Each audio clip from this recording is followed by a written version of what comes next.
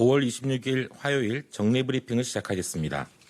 오늘 0시 기준 신규 확진 환자는 19명으로 이태원 클럽 관련 등 지역사회 감염 16명, 나머지 3명은 해외 유입 사례입니다.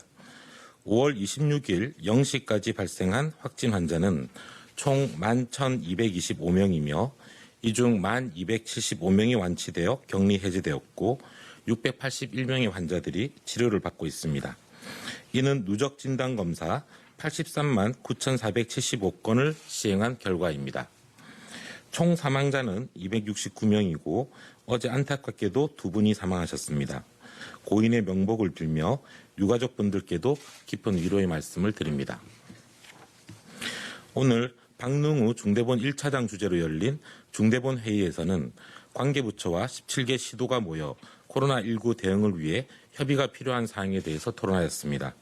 박능우 1차장은 대규모 등교 수업을 하루 앞둔 지금 가장 중요한 것은 학교와 지역사회 간 감염의 연결고리를 차단하는 것이라고 말하며 마스크 착용, 손 씻기 등 생활방역수칙을 철저하게 지켜주실 것을 부탁했습니다. 아울러 오늘 제14회 사회복지사의 날 기념식을 맞아 코로나19 상황 속에서 사회복지사님들의 긴급 돌봄 활동을 통해 돌봄 공백을 막을 수 있었다며 감사의 말씀을 전했습니다. 이태원 클럽과 관련된 환자 발생 상황과 조치 계획에 대해 설명드리겠습니다. 금일 0시까지 이태원 클럽과 관련된 환자는 총 247명이고 이와 관련한 검사는 지금까지 8만 3천여 건이 이루어졌습니다. 이태원 클럽과 관련하여 대규모 집단 감염으로 번지지는 않고 있으나 지역사회로 산발적인 연쇄 감염이 계속되고 있어 방심할 수 없는 상황입니다.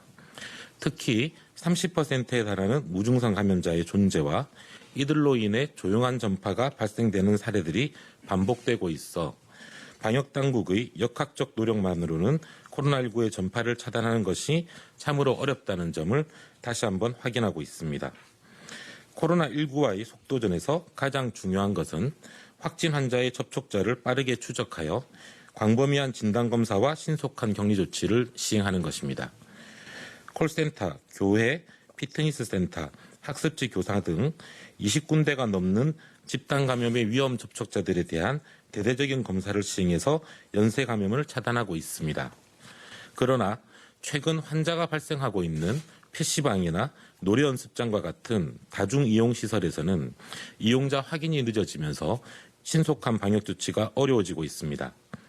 국민 여러분께서는 방역당국이 공개하는 확진 환자의 동선을 주의 깊게 살펴보시고 이와 동선이 겹치는 경우에는 증상 유무와 관계없이 검사를 받아주시기 바랍니다. 최근 경북 고등학교 기숙사 입소 학생에서 시작된 9명의 확진 환자는 모두 무증상 환자였습니다. 나는 괜찮겠지라는 안일한 생각을 버리고 우리 사회 모두의 안전을 위해 적극적으로 도와주실 것을 요청드립니다. 정부도 감염 확산을 방지하기 위해 생활 속 거리두기 현장 점검을 계속 실시하고 있습니다. 어제 각 지방자치단체는 대중교통, 노래연습장 등 총 26,094개소에 대하여 현장 점검을 실시하였고 방역관리가 미흡한 168시설을 발견하고 행정지도를 시행하였습니다. 또한 학생들이 많이 방문하는 학원, 독서실, PC방 등 총 103개소에 대해 중앙합동점검을 실시하였습니다. 이와 함께 유흥시설에 대한 심야시간 특별점검도 계속 이루어지고 있습니다. 클럽과 감성주점 등의 8,864개소에 대하여 지자체, 경찰, 식약처 등 202개의 특별점검단이 합동점검을 실시하였고 집합금지 조치를 시행 중인 15개 시도에서 지금까지 이를 위반한 업소 59개소를 적발하여 고발하거나 고발할 예정입니다. 현장 점검 결과를 살펴보면 핵심 방역 수칙으로 제시한 거리두기, 발열 체크, 마스크 미착용, 출입자 명부 작성 등이 미흡한 곳이 여전히 있습니다. 각 사업장에서는 방역관리자를 지정하여 이러한 핵심 수칙들이 잘 지켜질 수 있도록 노력해 주시기 바랍니다. 자가격리자 관리 상황을 설명드리겠습니다.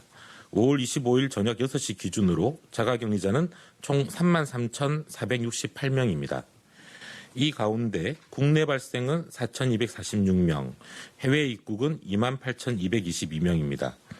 어제 자가격리 중 무단 이탈한 사람은 총 2명이며 이들에 대해서는 계도 조치하였습니다. 자가격리 이탈로 지금까지 안심밴드를 착용한 사람은 총 71명이며 현재는 17명이 착용하고 있습니다. 자가격리 대상자는 자가격리 지침을 잘 위반하지 말고 정부의 안내에 따라 수칙을 잘 준수해 줄 것을 당부드립니다. 한편 코로나19 대응을 위한 국제협력도 지속적으로 추진하고 있습니다. 방대본, 외교부 및 관계부처들을 중심으로 웹세미나, 영상회의, 자료 공유 등의 국제협력이 이루어지고 있으며 지난 2주간 50회가 넘는 활동들이 이루어졌습니다. 또한 내일은 중남미 지역을 대상으로 전 세계가 공유할 수 있는 제3차 웹 세미나를 개최하여 진단에서 환자 이송, 치료까지의 전 과정과 생활 방역에 대해 공유할 예정입니다. 정부는 앞으로도 국내 방역 경험을 공유하고 국제사회가 함께 코로나 위기에 대응할 수 있도록 협력 체계를 강화해 나가겠습니다.